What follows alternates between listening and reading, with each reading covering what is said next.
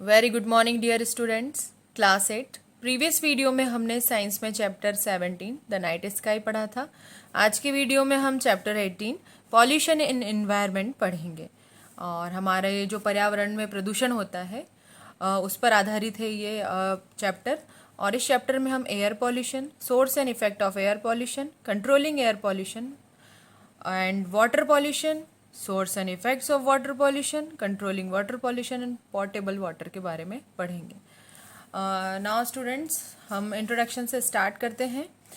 इसमें कोई डाउट नहीं है कि साइंस और टेक्नोलॉजी ने हमारी लाइफ को स्मूथ और कंफर्टेबल बनाया है और आज हमारे पास जो है अलग अलग और जो भयानक बीमारियां हैं सभी का ट्रीटमेंट है जो कि पुराने समय में इनक्योरेबल थी, इनका कोई उपचार नहीं था।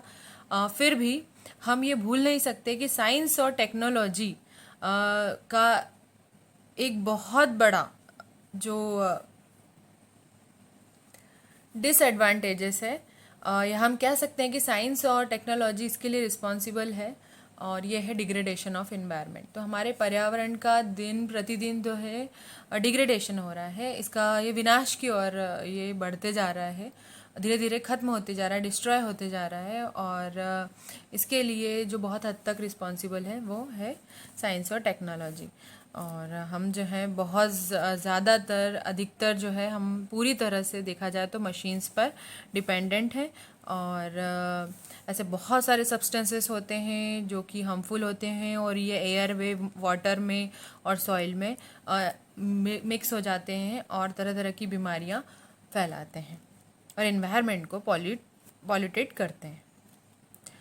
और अगर हम बात करें ये दिन, जैसे कि डे बाय डे हम जान रहे हैं हमारी जो पॉपुलेशन है वो बढ़ती जा रही है। जितनी ज़्यादा पॉपुलेशन बढ़ेगी उतना ज़्यादा डिफॉरेस्टेशन होगा, क्योंकि लोगों को रहने के लिए घरों की ज़रूरत होगी और घरों की आवश्यकता कहाँ से होगी, घर इन्हें कहाँ मिलेंगे, क्योंकि ज़्यादा लोगों को, हर व्यक्ति को घर प्रोवाइड करना है जो है वो इम्पॉसिबल है। इसीलिए जो है डिफॉरेस्टेशन जैसी समस्या होती है, अर्बनाइजेशन होता है, इंडस्ट्रियलाइजेशन होता है और ज़रूरत से ज़्यादा जो है पानी का दुरुपयोग भी होता है। लोग, जितनी जनसंख्या बढ़ेगी ज़्यादा पानी की ज़्यादा पानी की ज़रूरत होगी और पानी पॉल्यूटेड भी होगा ज़्यादा। और डिफॉरेस्टेशन तो जो है रहने की जगह के लिए होगा।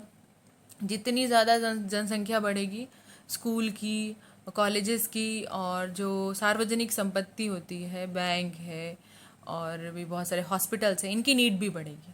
तो इनके लिए जो लैंड है वो अभी इतना पर्याप्त मात्रा में नहीं है, तो इसलिए जंगल उजाड़ दिए जाते हैं। तो इस समस्या को डिफॉरेस्टेशन से भी जोड़ा गया है।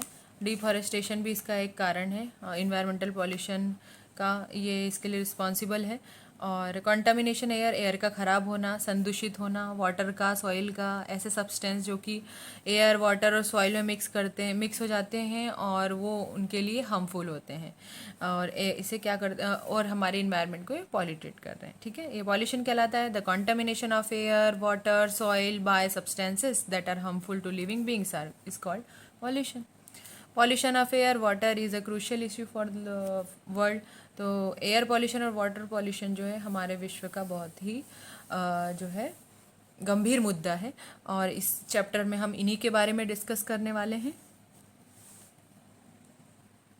अब एयर पॉल्यूशन, वायु प्रदूषण, हम जानते हैं कि एयर जो है हमारे लाइफ के सस्टेनेंस या जीवन जीने के लिए बहुत बड़ा रोल प्ले करती है। एयर में बहुत सारी गैसेस होती हैं जो कि डेफिनेट प्रोपोर्शन में होती हैं और बहुत सारी ऐसी गैसेस हैं जो कि एयर में पाई जाती हैं और इसके अलावा इनमें वाटर वेपर पाया जाता है। एयर में जो है वाटर वेपर भी कंटेन रहता है और डस्ट पार्टिकल्स भी जो है नॉमिनल क्वांटिटी में पाए जाते हैं, यानी जो कुछ डस्ट पार्टिकल जो है कम परसेंट में पाया जाता है लेकिन प्रेजेंट होता है।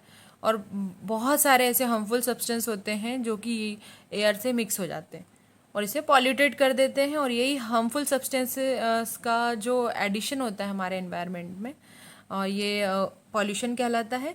और ऐसे सब्सटेंस जो कि हमारे पर्यावरण को नुकसान पहुंचाते हैं, हार्मफुल सब्सटेंसेस, इन्हें पॉल्यूटेंट्स कहा जाता है।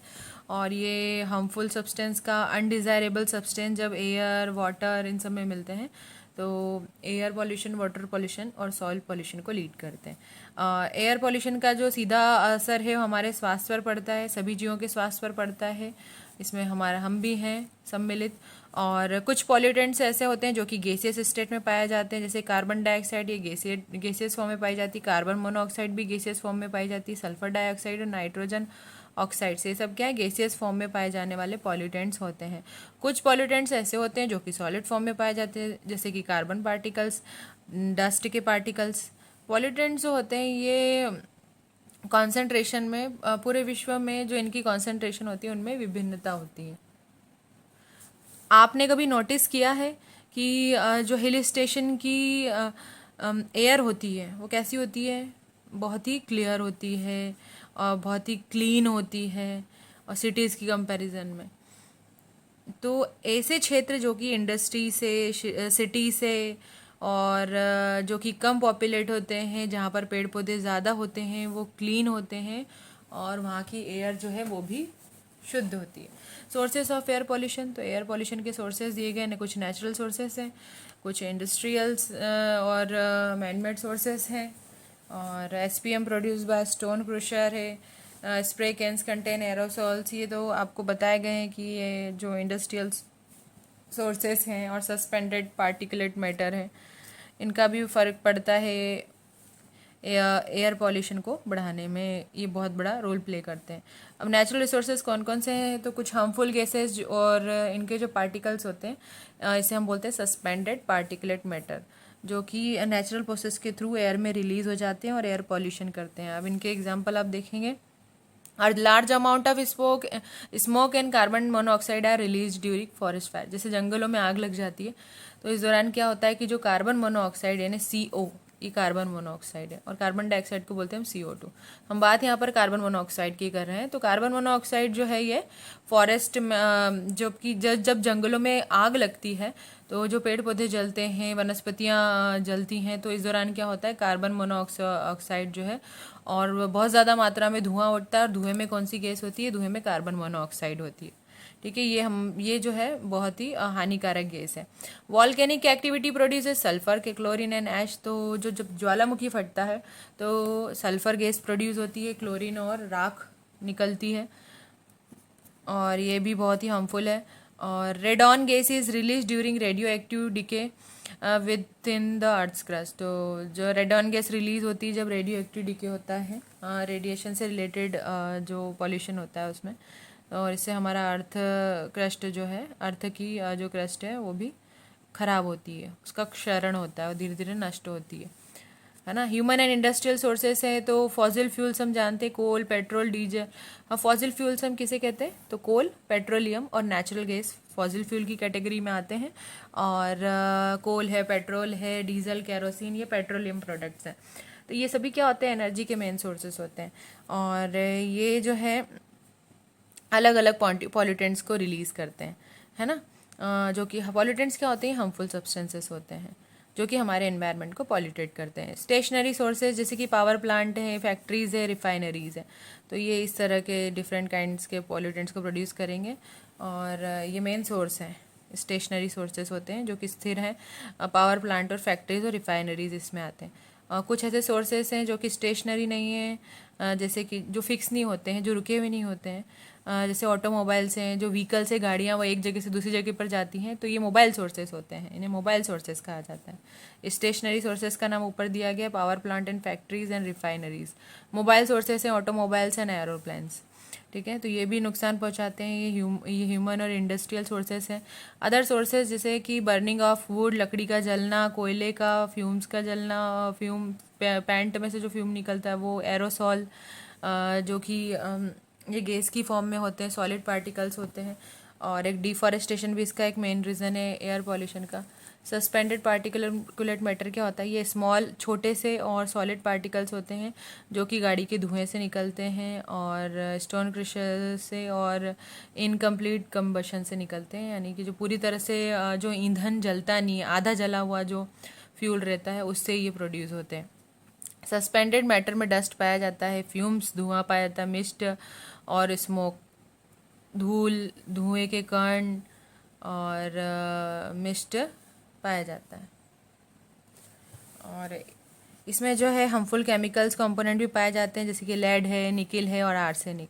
ये एयर पॉल्यूशन को लीड करते हैं और इससे क्या होता है, हवा में ये चीज़ें पूरी तरह से सस्पेंडेड रहते हैं और सांस लेने में, ब्रीदिंग की प्रॉब्लम में जो है डिफ़िकल्टी आती है, ब्रीदिंग की प्रोसेस में डिफ़िकल्टी आती है, उसको कॉम्प्लिकेटेड करते हैं। जैसे हम एयर में सांस लेते हैं तो हमारे लंग्स और रेस्पिरेटरी जो ट्रैक्ट है उस पर इसका प्रभाव पड़ता है। और ये कंडीशन सिटीज़ में देखी जाती है क्योंकि वहाँ पर जो है बहुत ज़्यादा गाड़ियाँ पाई जाती हैं और बहुत ज़्यादा धुआं और कोहरा वहाँ पर रहता है, और ये धुआं जो है कोहरे में मिक्स हो जाता है। तो सुबह के समय आपने देखा है जब कोहरा बनता है तो इतना ज़्यादा कोहरा होता है, इतना ज़्यादा काला होता है कि कभी कभी तो है ठंड के दिनों में गाड़ियाँ जो है बंद कर दी जाती हैं चलना, ताकि एक्सीडेंट ना हो, क्योंकि दिखाई नहीं देता कि सामने से कौन सा व्यक्ति आ रहा है या कौन सी गाड़ियाँ आ रही हैं। इवन इनके हेडलाइट्स भी जलते हुए दिखाई नहीं देते, इतना कोहरा होता है। ये कॉम्बिनेशन होता है स्मोक और फोक, धुएं और कोहरे का। नाउ क्लोरोफ्लोरोकार्बन, तो CFCS, ये इसका एब्रीविएटेड फॉर्म आप देख सकते हैं, ये फुल फॉर्म है, ये एब्रीविएटेड फॉर्म है। ये एरोसॉल्स होते हैं, क्या होते हैं, ये एरोसॉल्स होते हैं। CFCS क्लोरोफ्लोरोकार्बन्स, तो ये ऐसे केमिकल्स होते हैं जो कि ओजोन लेयर को जो है नुकसान पहुंचाते हैं, और इन्हीं की वजह से जो है ओजोन लेयर में एक छेद देखा गया है अंटार्कटिका पर, और अंटार्कटिका पे जो ओजोन लेयर है उसमें एक होल देखा गया है, और इससे क्या होता है, अल्ट्रा वायलेट रेज जो है हमारे अर्थ की सरफेस पर आ रही है और कैंसर जैसी और स्किन डिजीजेस, जो भयानक भयानक स्किन से रिलेटेड बीमारी होती है, वो फैला रही है। अब ये एरोसोल्स या क्लोरोफ्लोरोकार्बन्स कहाँ यूज़ में होते हैं, तो स्टूडेंट्स हमारे जो फ्रिज में गैस भरी जाती है क्लोरोफ्लोरोकार्बन्स होते हैं, और स्प्रे कैंस जो होती हैं, जो परफ्यूम होते हैं, उनमें भी एरोसोल भरा होता है, और AC वगैरह में भी एरोसोल का प्रयोग किया जाता है, या क्लोरोफ्लोरोकार्बन का यूज़ ये किया जाता है। पेंटे के डब्बों में क्लोरोफ्लोरोकार्बन होता है। इससे क्या हो रहा है कि हमारा जो है एयर पॉल्यूशन है वो दिन प्रतिदिन उसमें जो सस्पेंडेड पार्टिकल्स हैं उनकी मात्रा बढ़ती जा रही है, और ये ब्रीदिंग को जो है ब्रीदिंग में डिफ़िकल्टी प्रोड्यूस करते हैं, डिफ़िकल्टी लाते हैं। ठीक है, एयर पॉल्यूशन एक मेजर हेल्थ हैज़ार्ड है, बहुत बड़ा स्वास्थ्य संकट है, जिसमें कि एयर पॉल्यूटेंट्स जो है हमारे फेफड़ों को, रेस्पिरेटरी सिस्टम को प्रभावित करते हैं, बुरी तरह से प्रभावित कर देते हैं, और हमारे ब्लड के द्वारा लिए जाते हैं और बॉडी के थ्रू पंप किए जाते हैं, और ये पॉल्यूटेंट जो है मिट्टी में भी डिपॉजिटेड होते हैं, प्लांट्स के थ्रू इनका यूज़ हो जाता है, और पानी में भी डिपॉजिटेड हो जाते हैं, छोड़ दिए जाते हैं, मिक्स हो जाते हैं। और इसमें ये जो एयर पॉल्यूशन है ये प्लांट्स को ही प्रभावित करता है, और इससे क्या होता है कि पत्ती का पूरी तरह से विकास नहीं हो पाता है, वो गिर जाती हैं, उनमें ग्रोथ डिस्टर्बेंस पाया जाता है। डस्ट क्या करती हैं, सनलाइट का एब्जॉर्प्शन को रोक देती है। जो धूल होते हैं, धूल के कण जब पौधों पर इसका प्रभाव पड़ता है तो क्या होता है कि जब ये पौधे भी रेस्पिरेशन करते हैं, वो भी सांस लेते हैं, तो ये डस्ट पार्टिकल्स जो हैं ये भी उनके द्वारा एब्जॉर्ब कर ली जाते हैं, और ये सनलाइट को क्या कर देते हैं, सनलाइट के पाथ को ब्लॉक कर देते हैं। इसके लिए और इसी वजह से ये क्या है, अपनी फूड मेकिंग प्रोसेस यानी फोटोसिंथेसिस को परफॉर्म नहीं कर पाते हैं। ठीक है, इसका बहुत बड़ा बैड इफेक्ट, इल इफेक्ट पड़ता है हमारी हेल्थ पर, और सीरियस इन्वायरमेंटल प्रॉब्लम्स होती हैं एयर पॉल्यूशन की वजह से। ये हमारे फेफड़े हैं, ये हमारी नोज़ है, ये विंड। सभी ग्लोबल वार्मिंग क्या होती है, तो एयर पॉल्यूशन की वजह से बहुत सारे इन्वायरमेंटल चेंजेस आते हैं, और साइंटिस्ट ने जो है उन्होंने मतलब ये खोज निकाला है, ढूंढा है कि जो हमारे अर्थ का एवरेज टेम्परेचर होता है ये दिन प्रतिदिन बढ़ता जा रहा है। हर साल ये तापमान जो है बढ़ता है, और इससे क्या होता है कि हमारे इन्वायरमेंट में गैस की मात्रा जो है बढ़ती है। जैसे कि गैस जो है, कार्बन डाइऑक्साइड एक गैस है, और जब हमारे एटमॉस्फेयर में दिन प्रतिदिन कार्बन डाइऑक्साइड की मात्रा बढ़ेगी तो जो एवरेज टेम्परेचर होता है हमारे अर्थ का वो हाई टेम्परेचर में बदल जाएगा, और कौन सी कंडीशन क्रिएट होगी, ग्लोबल वार्मिंग वाली। अब कार्बन डाइऑक्साइड एक इम्पॉर्टेंट कॉन्स्टिट्यूएंट होता है एयर का, पर जब इसकी मात्रा बढ़ जाती है तो इसका जो प्रभाव है जीवों में देखा जाता है।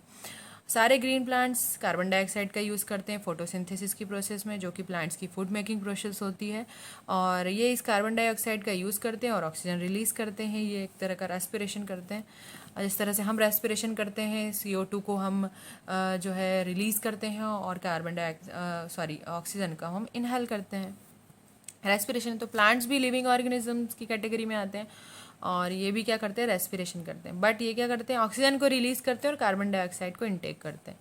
अब ह्यूमन बीइंग है, एनिमल्स हैं, ये ऑक्सीजन लेते हैं, और जैसा कि मैंने अभी आपको बताया, और कार्बन डाइऑक्साइड का क्या होता है, ये अमाउंट जो होता है इस वजह से मेंटेन होता है। हम रेस्पिरेशन करते हैं, वो फोटोसिंथेसिस करते हैं, वो भी रेस्पिरेशन करते हैं, ठीक है।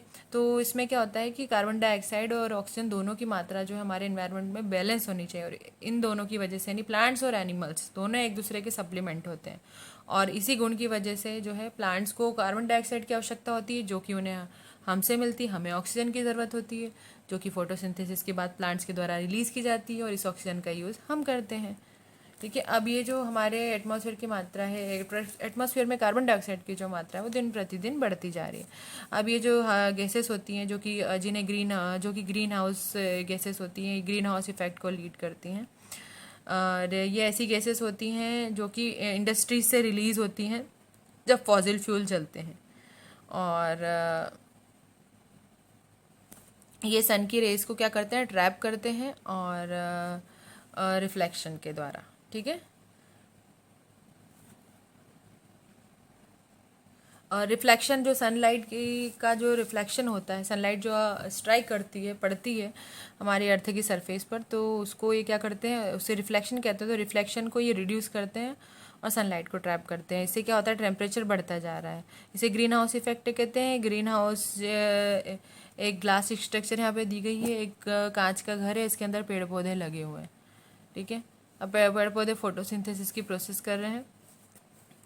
ये ग्रोइंग प्लांट्स के लिए ग्लास स्ट्रक्चर बता दिया, जो कि कोल्ड क्लाइमेट में, ठीक है, ग्लास का घर बना हुआ कांच का, ये सन है, ये पेड़ पौधे अंदर लगे हुए हैं। अब ग्लास क्या करेगी, सनलाइट जैसे इसको पड़ेगी तो ये ग्लास क्या करेगा, उसको प्रिवेंट करेगा, और कांच से क्या होता है, सनलाइट ट्रेवल करेगी और ये अंदर आ जाएगी, इस तरह से आपको दिख रहा है इसमें।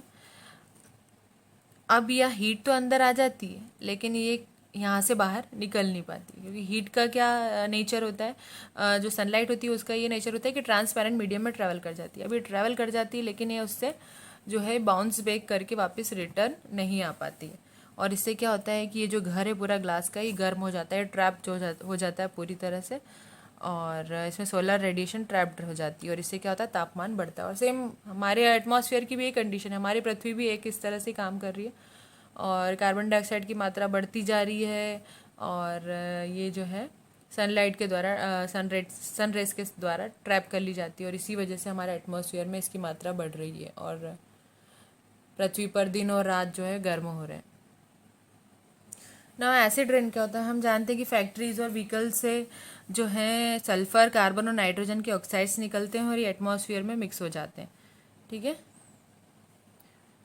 और ये जो गैसेस हैं, ये रेन वाटर के साथ रिएक्शन करती हैं, और उसको नेचर में एसिडिक कर देती है, ठीक है।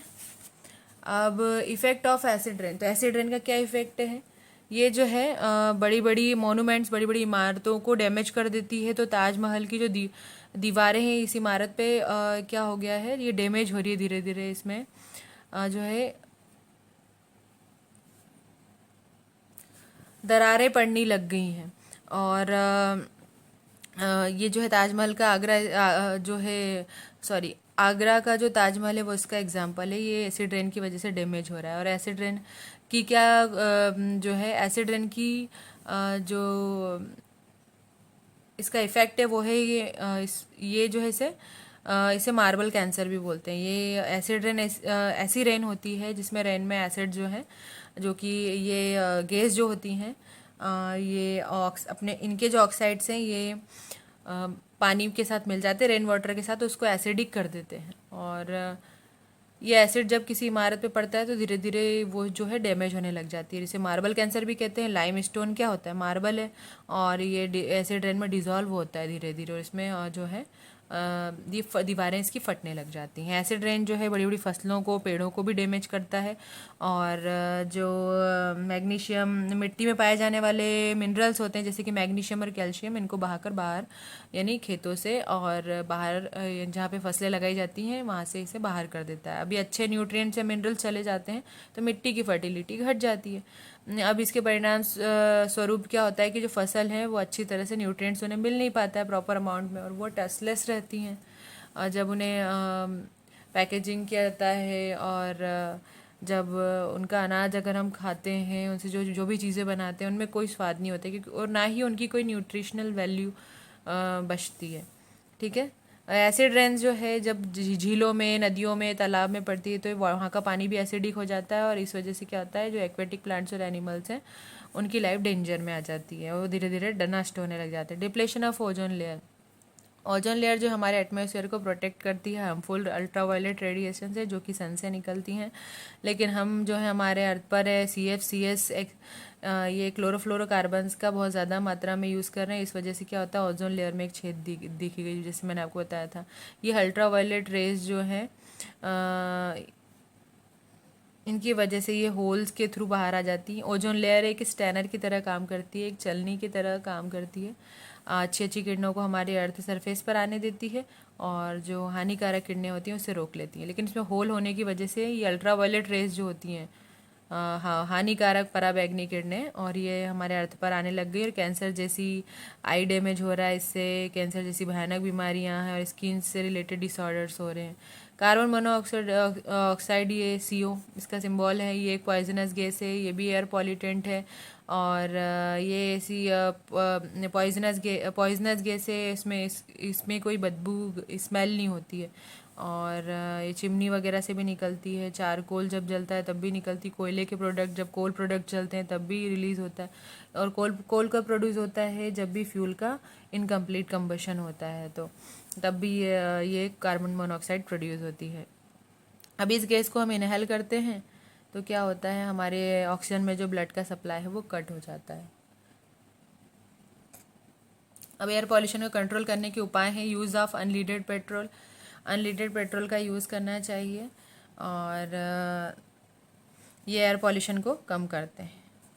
ठीक है। यूज़ ऑफ अल्टरनेटिव फ्यूल्स का यूज़ करना चाहिए है। पेट्रोल डीजल की जगह CNG का प्रयोग किया जाना चाहिए, और खाना बनाने में LPG का यूज़ करना चाहिए। ये हार्मफुल गैसेस नहीं होती हैं, ये जो CNG वो इको फ्रेंडली भी होती है। और पब्लिक ट्रांसपोर्ट के लिए CNG से चलने वाले व्हीकल्स का ही यूज़ करना चाहिए। और ये पब्लिक ट्रांसपोर्ट होता है इनके लिए मैंडेटरी होना चाहिए, जैसे कि पब्लिक ट्रांसपोर्ट जो है बसेस है, ऑटो रिक्शा, टैक्सीज़ हैं, इनमें CNG तो मैंडेटरी होना चाहिए, आवश्यक रूप से होना चाहिए इन व्हीकल्स में। इससे एयर पॉल्यूशन कंट्रोल रहता है।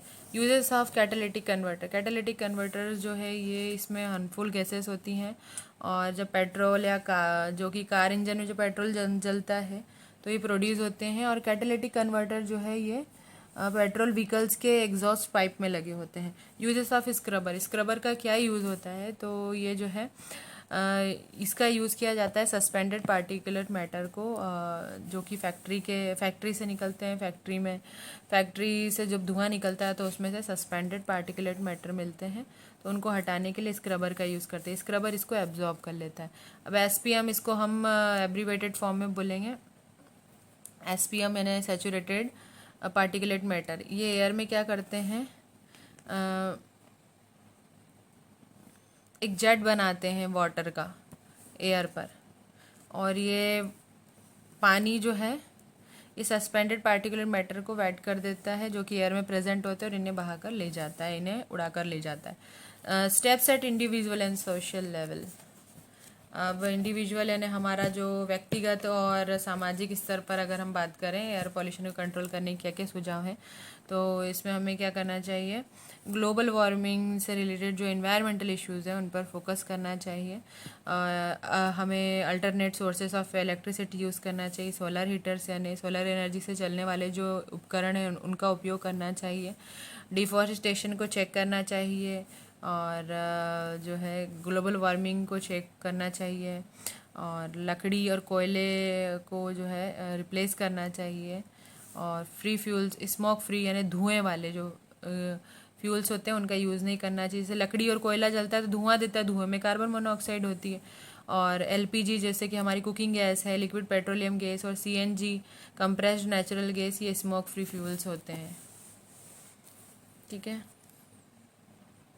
अब एयर पॉल्यूशन को कंट्रोल करने का एक बेस्ट उपाय यहाँ पर आपको दिख रहा है। चिल्ड्रन है, कुछ बच्चे हैं, पेड़ पौधे लगा रहे हैं, प्लांटेशन करना चाहिए। तो वन महोत्सव एक प्रोग्राम होता है जो हर साल स्कूल में सेलिब्रेट किया जाता है। बच्चे इसमें रोल प्ले करते हैं और सब में अवेयरनेस फैलाने का काम करते हैं, पब्लिक अवेयरनेस फैलाने का काम करते हैं, लोगों में जागरूकता लाते हैं और इन्वायरमेंट को कैसे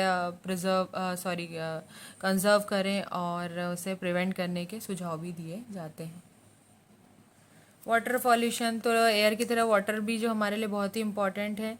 और जिस तरह से हम एयर जो है हम एक सेकंड भी हवा के बिना नहीं रह पाते हैं। पानी के बिना हम खूब से खूब 2 दिन तक रह लेंगे, पर हमें तीसरे दिन तो पानी चाहिए। 2 से 3 दिन बाद जो हम बिना पानी के जी नहीं पाते हैं। और ये जो पानी गंदा हो जाता है, इस तरह से कॉन्टेमिनेटेड हो जाता है, तो ये हमारे सारे लिविंग बींग्स के लिए हार्मफुल हो जाता है। अब पानी में ये हार्मफुल चीज़ें, हार्मफुल सब्सटेंसेस अगर पाए जाएंगे तो प्लांट्स और एनिमल्स का जो जीवन है इससे प्रभावित होगा और पानी को पॉल्यूटेड कहेंगे। ये जो पानी के जो फ़ायदे होते हैं ये वाटर पॉल्यूशन की वजह से अंडर एस्टिमेटेड हो जाते हैं।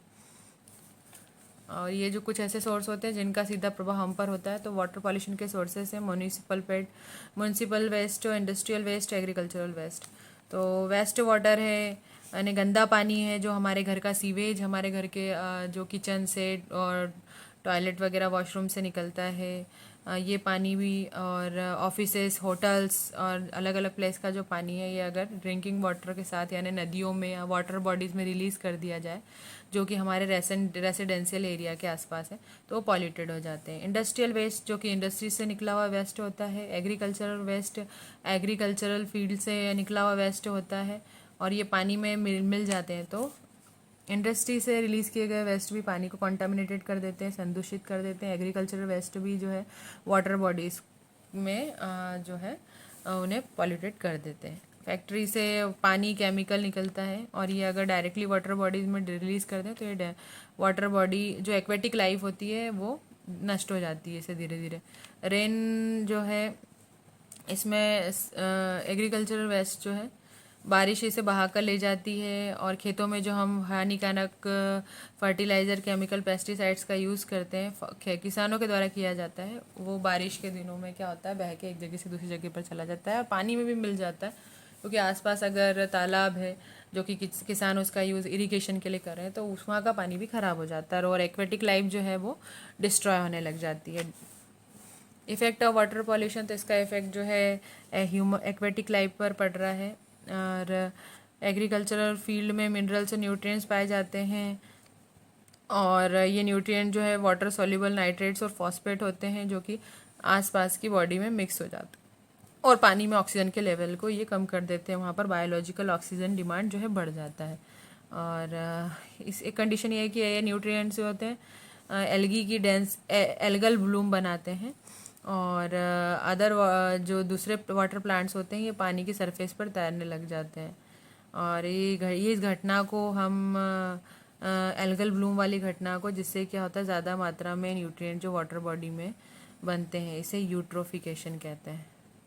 और इससे क्या होता है, बहुत ज़्यादा मात्रा में एल्गी मर जाती हैं और एल्गी जब मरने लग जाती हैं तो ये डिकम्पोज कर ली जाती हैं बैक्टीरिया के द्वारा और बहुत ज़्यादा मात्रा में ऑक्सीजन जो है वाटर बॉडी में से वाटर बॉडीज़ के द्वारा इस प्रोसेस में जो एरोबिक बैक्टीरिया हैं पानी में जो ऑक्सीजन होती है उसको कंज्यूम करने लग जाते हैं, उसको लेने लग जाते हैं। और इससे क्या होता है, वाटर में जो घुली हुई ऑक्सीजन होती है उसका डिप्लेशन होने लग जाता है, उसकी मात्रा कम होने लग जाती है और बायोलॉजिकल ऑक्सीजन डिमांड बढ़ जाती है जो कि एक्वेटिक लाइफ के लिए ज़रूरी है और वो मरने लग जाते हैं जब उनकी डिमांड पूरी नहीं होती है तो। और इंडस्ट्रियल जो इन्फ्लुएंस है, सीवेज वाटर है, अगर लार्ज क्वांटिटी में इनमें एसिड्स पाए जाते हैं, सॉल्ट्स और टॉक्सिक मेटल्स पाई जाती हैं, वाटर बॉडी ये अगर वाटर बॉडीज़ में रिलीज़ कर दें तो क्या होता है, इससे भी एक्वेटिक लाइफ जो है प्रभावित होती है और जो जलीय जीव जंतु हैं वो नष्ट होने लग जाते हैं, वो मर जाते हैं। गर्म पानी जो कि थर्मल पावर प्लांट से निकलता है, कुछ इंडस्ट्रीज़ में से अगर ये डायरेक्टली वाटर बॉडीज़ में रिलीज़ कर दिया जाए तो उसका टेम्परेचर बढ़ जाता है और इसे थर्मल पॉल्यूशन कहते हैं, और इस वजह इसका जो बुरा प्रभाव है वो एक्वेटिक लाइफ पर देखा जाता है। प्लांट्स पर भी इसका प्रभाव पड़ता है, ह्यूमन लाइफ पर भी इसका प्रभाव पड़ता है। वेस्ट वाटर जो है अगर डायरेक्टली वाटर बॉडीज़ को प्रभावित करेंगे तो ये मिट्टी के सॉइल को भी मिट्टी के जो नेचर होता है उसका प्रभावित करेंगे। मिट्टी में एल्केनिटी यानी जो मिट्टी में क्षारपना होता है उसे बढ़ा देते हैं, और मिट्टी में रहने वाले जो माइक्रो ऑर्गेनिजम्स होते हैं उन अच्छे जो कि माइक्रोब्स होते हैं जो मिट्टी की फर्टिलिटी को बढ़ाते हैं, अर्थवॉर्म्स होते हैं, केचुए होते हैं, उन जो कि मिट्टी की खाद बनाते हैं, वो भी मरने लग जाते हैं इनसे। ठीक है, अर्थवर्म क्या होते हैं, ये हमारे किसानों के फ्रेंड होते हैं, क्योंकि मिट्टी को रहते हैं, मिट्टी में रहते हैं, मिट्टी को ही खाते हैं, मिट्टी इनका भोजन है और मिट्टी को ये खा के रिलीज़ करते हैं और इसी की ह्यूमस बनती है, खाद बनती है, जो कि मिट्टी की फर्टिलिटी को, उर्वरक क्षमता को बढ़ाती है। तो इससे क्या होता है, अगर हम ये गंदा पानी अगर इस मिट्टी में मिल जाए तो मिट्टी जो उसकी भी उसमें जो पाए जाने वाले न्यूट्रिएंट्स हैं वो नष्ट होने लग जाएंगे। ह्यूमन लाइफ पर भी इसका प्रभाव पड़ता है। गंदे पानी में पैथोजेनिक डिजीजेस होती हैं, पैथोजेनिक डिजीज को फैलाने का काम पैथोजेंस करते हैं, हानिकारक बैक्टीरिया को पैथोजेंस कहते हैं। और ये बैक्टीरियल कौन कौन से डिजीज़ फैलाते हैं, टाइफॉइड, कॉलेरा, जॉन्डिस और अमोएबिक डिसेंट्री, जो कि प्रोटोजोवन के द्वारा होती है। ये एक माइक्रो ऑर्गेनिजम्स है और ऐसी डिजीज़ जो कि गंदे पानी से फैलती है और पैथोजेंस फैलाते हैं उन्हें वाटरबोर्न डिजीजेस कहते हैं। बैक्टीरिया, वायरस, पैरासिटिक वर्म्स जो ये वाटर बॉडीज़ में एंटर करते हैं और उसको अनट्रीटेड सीवेज मतलब जो कि हमारे घर से निकला हुआ, किचन से निकला हुआ, टॉयलेट वॉशरूम से निकला हुआ जो पानी रहता है वो उसे अनट्रीटेड सीवेज कहते हैं। ये अनट्रीटेड सीवेज अगर डायरेक्टली इसको डिस्चार्ज कर दिया जाए वाटर बॉडीज़ में, रिवर्स में, लेक में, पॉन्ड में, तो वो क्या होता है, वहाँ का पानी जो है वो कॉन्टामिनेटेड हो जाएगा और वो पानी का अगर हम सेवन करेंगे, उसका कंज्यूम्शन करेंगे, तो हमें ये जो है बैक्टीरियल डिजीजेस होंगी अलग अलग। उसमें बहुत सारे गंदे प्रोटोजोन्स पाए जाते हैं स्टैग्नेंट वाटर में और ये तरह तरह की बीमारियां फैलाते हैं। अब वाटर पॉल्यूशन को कंट्रोल करना है, तो वाटर पॉल्यूशन को कंट्रोल करने के जो उपाय हैं वो जो है वाटर बॉडीज़ में डायरेक्टली ये अनट्रीटेड सीवेज हमें रिलीज़ नहीं करना चाहिए और डिटर्जेंट का यूज़ अवॉइड करना चाहिए, क्योंकि ये नॉन बायोडिग्रेडेबल होते हैं। और नॉन बायोडिग्रेडेबल जो वेस्ट जैसे पॉलीथीन है, थर्मोकोल, डायपर्स है, सैनिटरी टॉवेल्स है, गार्बेज है, इनको हमें नाले में और वाटर बॉडीज़ में रिलीज़ नहीं करना चाहिए। और इंसेक्टिसाइड्स और मेडिसिन इन्हें डस्टबिन में फेंकना चाहिए, क्योंकि ये जो है हेल्पफुल माइक्रो ऑर्गेनिज्म को भी किल कर देते हैं। और जो खाद वगैरह है, जो कि केमिकल फर्टिलाइज़र्स हैं, जो कि खेतों में यूज़ में लाए जाते हैं, इन्हें वाटर बॉडीज़ में मिलने से रोकना चाहिए। अगर ये वाटर बॉडीज़ में मिल जाएंगे तो यूट्रोफिकेशन जैसी समस्या उत्पन्न होगी। तो पानी का जो करेक्ट पीएच होता है स्टूडेंट्स वो 6 से लेकर 8.5 तक है, ये जो कि साइंटिस्ट ने बताया है। ड्रिंकिंग वाटर जो है पूरी तरह से न्यूट्रल नहीं होता है, क्योंकि न्यूट्रल वैल्यू क्या होती है, पीएच वैल्यू 7 होती है इसकी, और 7 से कम जो सब्सटेंस होते हैं जिनका पीएच 7 से कम होता है उसे एसिडिक कहते हैं, जिनका 7 से ज़्यादा होता है उन्हें बेसिक या अल्कलाइन सब्सटेंस कहते हैं। और 7 जो है वाटर का पीएच होता है, लेकिन ये अभी एग्जैक्टली न्यूट्रल फॉर्म में हमें नहीं मिलता है, इसमें कुछ मात्रा में डिजॉल्व सॉल्ट्स पाई जाती हैं। और WHO के द्वारा यानी वर्ल्ड हेल्थ ऑर्गेनाइजेशन ने बताया कि जो ड्रिंकिंग वाटर है ये 6 से लेकर यानी जिसका पीएच 6 पीएच से लेकर 8.5 पीएच तक होना चाहिए, और ये जो है ड्रिंकिंग लिमिट होती है पीने की पानी की। इस पानी को हम पी सकते हैं और इस पानी को पोर्टेबल वाटर नहीं होता है ये, लेकिन पोर्टेबल वाटर में बहुत सारी इम्प्योरिटीज़ भी होती हैं, इसमें माइक्रो ऑर्गेनिजम्स भी होते हैं, तो इन्हें जो है क्लीन किया जाता है फिटकरी वगैरह का यूज़ करके, इसे बॉईल करके, और RO वगैरह का यूज़ किया जाता है, तो ये प्योर फॉर्म में हमें मिल जाता है।